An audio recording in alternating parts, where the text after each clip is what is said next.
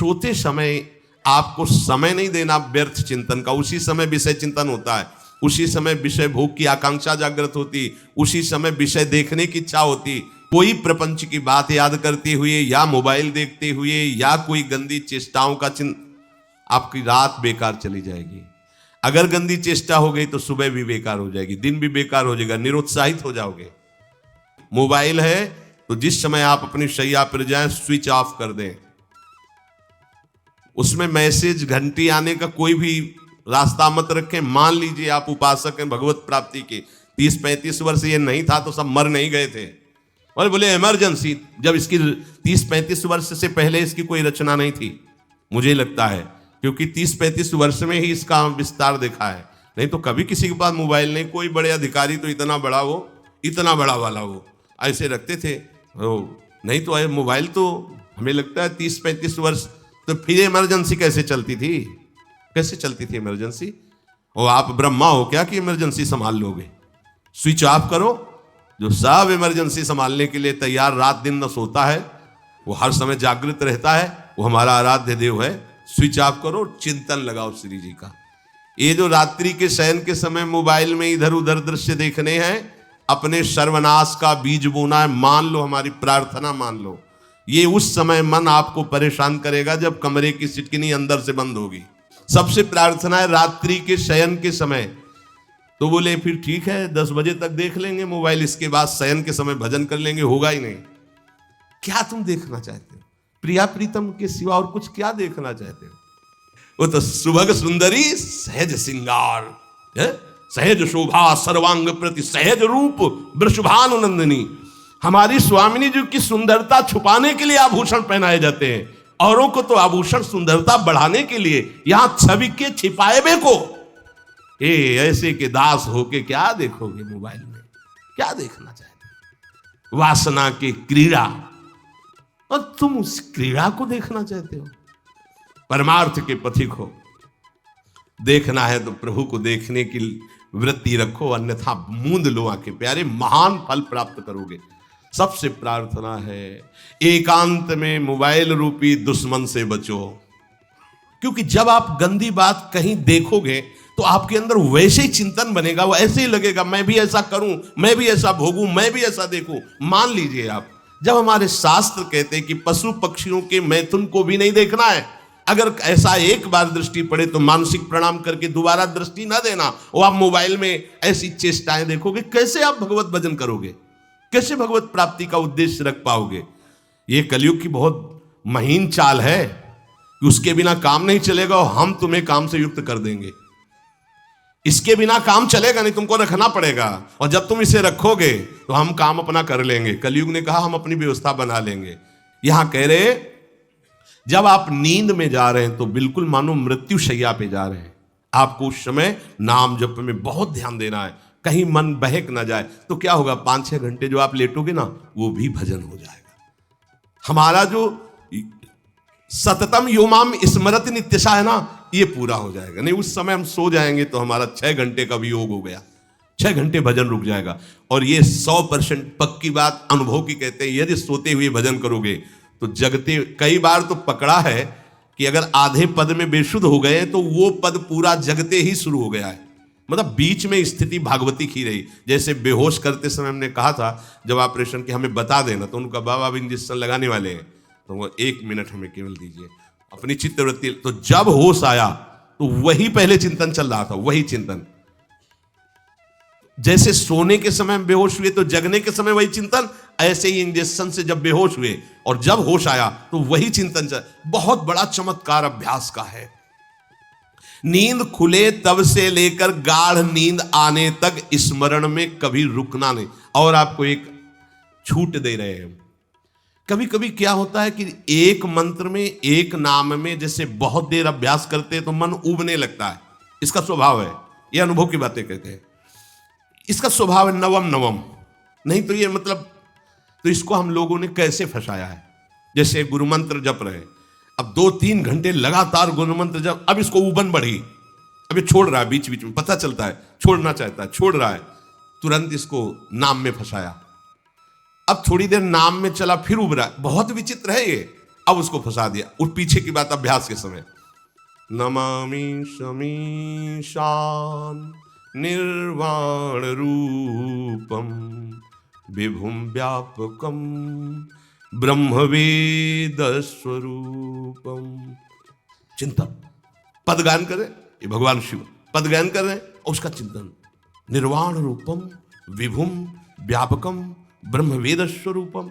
अब अपने यहां अवसर है, सुंदर सुंदर कोई पद गुरु मंत्र जब करते हुए मन जब उबने लगे, राधा वल्लभ श्री हरिवंश, राधा वल्लभ श्री हरिवंश, राधा वल्लभ श्री हरिवंश, इसमें भी उबने लगे, शुरू कर, जोई जोई प्यारो करे सोई मोही भावे, भावे मोही जोई, इसमें भी उबने लगे। सुधा निधि का कोई एक लाइन ले लो, ब्रह्मेश्वरादि सुदुरूह पदारविंद श्रीमत् पराग परमाद्भुत वैभव, ब्रह्मेश्वरादि सुदुरूह छोड़ना नहीं है, तू भाग में नवम नवम दे रहा हूं, नवम नवम।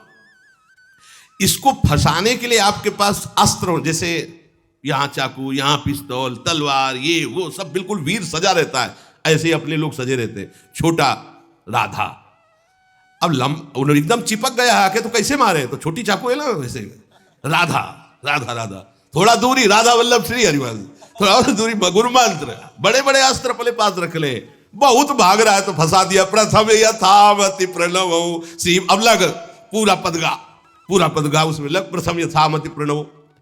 भोजन पाते समय ऐसा अभ्यास किया है, 1 घंटा के पहले भोजन नहीं होता, चाहे 2 रोटी पाना हो, समय लगता है भोजन, आराम से एक एक नाम, एक एक, कुछ भी हल्ला मचाओ, कोई फर्क नहीं पड़ेगा, अपना चलेगा। अभ्यास स्नान के समय, भोजन के समय, किसी क्रिया के करते समय, किसी से बात करते समय, सोते समय, ये विशेष स्थान जहां में सावधान रहना है, या भजन छूटता है, ध्यान देना, यही भजन छूटता है। चलते समय, क्रियावान होते समय, प्रसाद पाते समय, या किसी से बतराते समय, ये सब भजन के छूटने के स्थान है, और यहीं पकड़ना है भजन को। जब आपको बिल्कुल न लगे तो मानसिक सब बंद कर दो और गुनगुनाने लगो, जो धुनी आपको अच्छी लगे उसी में नाम, कोई नाम लेके, संसार का चिंतन ना होने पावे, चाहे जो कुछ तुम जहां तुम्हारा मन आवे, गंगावरी गोदावरी कुछ भी, भागवतिक चिंतन के सिवा संसार के चिंतन न होने पाए, पहले ऐसे अनन्य बनो, फिर बाद में अनन्यता आती, रसना कटो जो अन रटो। हाँ भी विषय चिंतन कर रहे हैं, प्रपंच कर रहे हैं, बोले रसना कटो जो अन रटो, और नहीं बोल सकते, प्रपंच बोलेंगे बस, रसना कटो, ये शब्द वहां नहीं आते। पहले हम आपको छूट देते हैं, भक्त चरित्र, भगवान की चरित्र, नाम कीर्तन मंत्र, जो भी चाहो, संसार का चिंतन मत होने देना, पहले ये पकड़ो, फिर आगे चल करके जब पवित्र हृदय होगा तब ये निष्ठा आती, रसना कटो जो अन रटो, निरखी अन फुटो नयन। मान लो संसार का चिंतन नहीं करने देना है इसको, आप जैसे बने वैसे करो भागवतिक चिंतन, कोई नाम ले लो, कोई मंत्र ले लो, तुम्हें जो प्रिय लगे, हम छूट देते हैं, ये नहीं करे कि रसना कटो जो अन रटो, ये बाद की बात है, हमें पहले इसका संसार चिंतन रोकना है। कैसे छूटेगा, कैसे छूटेगा, हमें ये पकड़ना है, नहीं तो निष्ठा की बात, जो हरि नाम जगत त्रिशिरोमणि वंश बिना कबहू, हरिवंश बोलेंगे नहीं, हरि बोलना नहीं है, हरि बोलना नहीं, क्योंकि जो हरिनाम जगत शिरोमणि वंश बिना, हरिवंश बोलना नहीं है, क्योंकि प्रपंच में रति, तो क्या करो, जो तुम्हें प्रिय लगे पहले उसे पकड़ो। ये हम अंदर की बात करें, प्रवचन की बात नहीं कह रहे, मन को फंसाना है हमें, राम कृष्ण हरि जहां लगे इसको लगा, पहले इसको फंसाओ, संसार का चिंतन न होने दे, गीता भागवत भक्त चरित्र कुछ भी कहीं भी इसे फंसाओ, पहले संसार का चिंतन न होने दो, फिर लाओ इसको घुमा के निकुंज वाटिका में, फिर तो भागेगा ही नहीं, फिर नहीं भागेगा। अब सीधे निकुंज वाटिका में किसी महाभाग्यशाली गुरु आश्रित का लगेगा, अन्यथा बहुत प्रपंची मन है, आप आश्रय इधर का लोगे, प्रपंच का चिंतन करोगे, बात बनेगी नहीं। चिंतन छोड़ना है हमें, जैसे बने तैसे संसार का चिंतन छूट जाए तो हम विजय को प्राप्त होंगे। ध्यान दीजिए, इस परमात्म तत्व को वही प्राप्त कर पाता है जिसका राग बीत गया है, खत्म हो गया है, वैराग्यवान। ज्यादा परिश्रम नहीं है वैराग्य में, विवेक नहीं होने के कारण हम वैराग्य नहीं धारण कर पाते। हम बाहरी बातों को वैराग्य ले लेते हैं, ऐसा कपड़ा बदल लेना या कपड़ा ना पहनना या लौकी का कमंडल, मिट्टी का पात्र, तो हम अपने को वैरागी। बात यहां नहीं रुकेगी, वैराग्य का इतना ही मतलब नहीं, ये भी एक बाह्य अंग है वैराग्य का, पर वैराग्य का सच्चा स्वरूप है वीतरागा। कहीं कुछ भी अच्छा नहीं लग रहा, कोई भी सुख आकर्षित नहीं कर रहा, लोक लोकांतर की प्रतिष्ठा, मान, सुख, ऐश्वर्य, व्यक्ति कुछ अच्छा नहीं, राग खत्म हो गया। ऐसा उस अक्षर ब्रह्म को, अविनाशी तत्व को जान पाता है। जगते भयो फिरे बैरागी, जैसी हरिवंश प्रपंच बंच सब ये काल ब्याल को खायो। हालत यह है कि जैसे सांप ने मेढक को पकड़ रखा और मेढक सामने पतिंगा को, कीड़े को पकड़ना चाहता है, उसे यह पता नहीं कि मैं खुद किसी का कवल बन चुका हूं, वो एक झटके में मुझे अपने पेट में ले जाएगा। ऐसे ही हम सब हैं, काल के द्वारा ग्रसित है। काल ने हमें पकड़ रखा है, पर हम भोग भोगना चाहते हैं, हम नाना प्रकार की मान प्रतिष्ठा पाना चाहिए। ये पता नहीं एक झटके में हमारा अस्तित्व ही खत्म हो जाएगा।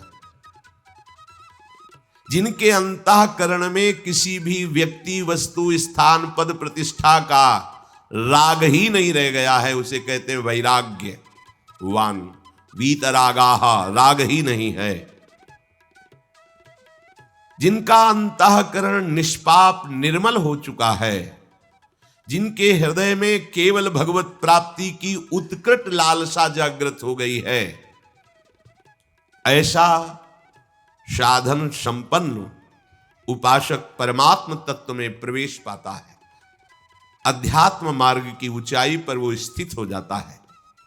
यदि छंतु ब्रह्मचर्यम चरंती, जिनकी इच्छा एकमात्र भगवत प्राप्ति की है, यदि छंतो, उनको क्या करना होगा? ब्रह्मचर्यम चरंती, ब्रह्मचर्य का पालन करना होगा। प्रत्येक इंद्रियों का निर्विषय हो जाना वास्तविक ब्रह्मचर्य है। केवल जनेंद्रिय से ही ब्रह्मचर्य को नहीं लेते। हमारी प्रत्येक इंद्रिय भोगों से रहित होकर भगवत अनुराग में, नेत्र प्रभु को देखना चाहते हैं, त्वगेंद्री प्रभु को स्पर्श करना चाहती है, घ्राणेंद्री प्रभु के श्री अंग की गंध पाना चाहती है, श्रवणेंद्री प्रभु के वचन सुनना चाहती है। एक एक इंद्रिय अपने प्रभु में लग गई, अंतर्मुख हो गई, बाहर विषयों का त्याग हो गया। इसे ब्रह्मचर्य कहते हैं। पर प्रारंभिक ब्रह्मचर्य में जनेंद्रिय का ब्रह्मचर्य अत्यंत आवश्यक है। यदि जनेंद्रिय जन्य व्यभिचार दोष से युक्त है तो कदापि उसे भगवत प्राप्ति नहीं हो सकती। शुभ गति व्यभिचारी शुभ गति चाहे, असंभव। और भगवत मार्ग में सबसे बड़ा दुश्मन यही व्यभिचार दोष है, काम। इसी से हमारा हृदय मलिन होता रहता है, अंधा बटे और बड़ा चबाए वाली दशा रहती है। हमें 50 वर्ष हो गए, अरे 50 जन्म हो जाए, तुम व्यभिचार करो, गंदी बातें करो, गंदे चिंतन करो, तो समय व्यतीत करें, अनंत जन्म व्यतीत हो गए, भगवत प्राप्ति हुई क्या? 50 वर्ष से भगवत प्राप्ति हो जाएगी क्या? 5 मिनट काफी है भगवत प्राप्ति में, एक बार नाम काफी है। वो स्थिति तो लाओ। बार बार बहिर्मुख वृत्तियों के द्वारा विषयों में सुख बुद्धि कर लेने से हमारा सारा का सारा अध्यात्म चिंतन बदलता रहता है, इसलिए लाभ नहीं मिल पाता, एक रस चिंतन नहीं रह पाता।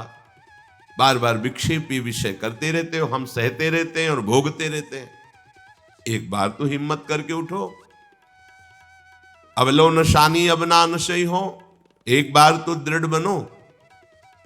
बस मन के अनुकूल चलने की बात को तुम्हें रोकना होगा, तभी तुम्हारे अंदर यदि छंतो, ऐसी इच्छा जागृत होगी। पक्का पक्का ऐसा ही है। जब हम किसी विषय के वेग को सहते हैं, विषय नहीं भोगते हैं, तो मन बहुत जलाता है। उस जलन में फिर एक ही बात होती है, बस भगवत प्राप्ति हो जाए, झंझट खत्म हो जाए। कब तक हम इसमें चलेंगे? एक बार भगवत, वो जलन हमको भगवत प्राप्ति की इच्छा प्रकट करती है। अपने लोग क्या करते हैं? जलन को मिटाने की कोशिश करने लगते हैं, तो भगवत प्राप्ति की इच्छा क्या, भोग प्राप्ति की तृष्णा जागृत हो जाती है। भोगे हुए भोगों को बार बार भोगने की इच्छा का नाम तृष्णा है। बाहर और भीतर से कोई सहयोगी नहीं, जल रहा है उपासक, तब रास्ता निकलता है भगवत प्राप्ति का, तब इच्छा प्रकट होती। अब नहीं, बहुत जल लिया, अब तो केवल प्रियाजू के समीप जाना है, अब तो प्रभु के सानिध्य में रहना है, नहीं इन भोगों की जलन में जलना है। पर यहां तक पहुंचने के लिए जलना होगा, तभी लिखा सहित सहित बाढ़ है भगति तास्तिति क्षस्व भारत, क्योंकि आगमा पाइनो अनित्यास, ये नाशवान काम क्रोधादि तुम्हें प्रेरित करेंगे, तुम इनके वेगों को सह जाओ, ये स्थायी नहीं है। आगमा पाइनो है, आने जाने वाले हैं, और ये सहन करने से नष्ट होते हैं, भोगने से बढ़ते हैं। यदि छंतो, अगर भगवत प्राप्ति की इच्छा है तो ब्रह्मचर्यम चरंती, ब्रह्मचर्य का पालन करना ही होगा, इसमें कोई गुंजाइश नहीं, क्योंकि आप चल ही नहीं सकते। ध्यान से सुन लो, ये मनोरंजन का मार्ग नहीं है, इसमें मन ही मार तनहार के वृंदावन में गाज, इसमें मन मारना होगा। प्रायः ये मन को दुलार करने वाले लोग कभी भाग्य से सत्संग में भी आ जाते हैं, कभी श्री विग्रह के दर्शन करने भी मंदिर पहुंच जाते हैं, कभी तीर्थ याटन भी करते हैं, पर इनका कोई लक्ष्य नहीं होता। आज सुन लिया सत्संग, बढ़िया है, लक्ष्य नहीं होता। यहां लक्ष्य वालों की बात हो रही। यदि क्षंतो, यदि तुम्हारी ऐसी इच्छा जागृत हो रही किसी जन्म में भगवत प्राप्ति करनी, तो ब्रह्मचर्यम चरंती, आप सच्ची मानिए, जिसके निकालने में तुमको सुख की अनुभूति हो रही, उसको रोकने में कितनी सुख की अनुभूति होगी। उन्मत्त हो जाओगे, बहुत जल्दी आपके सारे के सारे करण भगवदाकार होने लगेंगे यदि आप ब्रह्मचर्य का पालन करेंगे। शरीर स्वस्थ, हल्का, मन प्रसन्न, नींद आदि पर विजय, कितने गुण ही गुण। और ब्रह्मचर्यहीन आलस्य, प्रमाद, भोगों का चिंतन, मन का डिप्रेशन में पहुंचना, कमर में दर्द, टांगों में दर्द, सर में दर्द, घबराहट होना, बिना किसी कारण के मन भयभीत हो रहा है, भोजन अपच हो रहा है, बिना किसी प्रक्रिया के वीर नाश हो रहा है, बिना किसी प्रक्रिया के। काहे को मृत्यु स्वयं स्वीकार कर रहे हो, ये मृत्यु है। चाहे भगवान दत्तात्रेय जी बोल रहे हैं या भगवान कपिल देव जी बोल रहे हो, जब उपासक को संबोधन करते हैं भगवत प्राप्ति के लिए, तो कहते हैं कि इस भोग वृत्ति को साक्षात मृत्यु रूप देखो, ये मृत्यु है तुम्हारी। जब शरीर राग त्यागना है तो तुम शरीर से भोग भोगोगे, तो आसक्ति शरीर की पुष्ट होगी, आसक्ति भोग सुख की पुष्ट होगी, है नहीं। कितने दिन शरीर रहेगा, कितने दिन भोग रहेंगे। विचारवान बनो, ब्रह्मचर्यम चरंती, ब्रह्मचर्य का पालन करो। उपासक जो ब्रह्मचारी होता है उसका खिला हुआ चेहरा रहता है, जैसे कमल खिला हुआ, बिना किसी कारण के उसकी मुख मुद्रा में प्रसन्नता होती है। जो ब्रह्मचर्यहीन होता है बुझा हुआ चेहरा होता है, तेजहीन, बिना किसी कारण के वो शोकग्रस्त लगता है। बैठा है, आपको लग रहा है शांत है, लेकिन आप चेहरे को देखो, वो एक शोकग्रस्त है, कुम्हलाया हुआ चेहरा, अशांत चेहरा, मुख प्रसन्न, तन तेज विराजा। यह है ब्रह्मचर्यम चरंती, भगवत आराधन संपन्न उपासक का।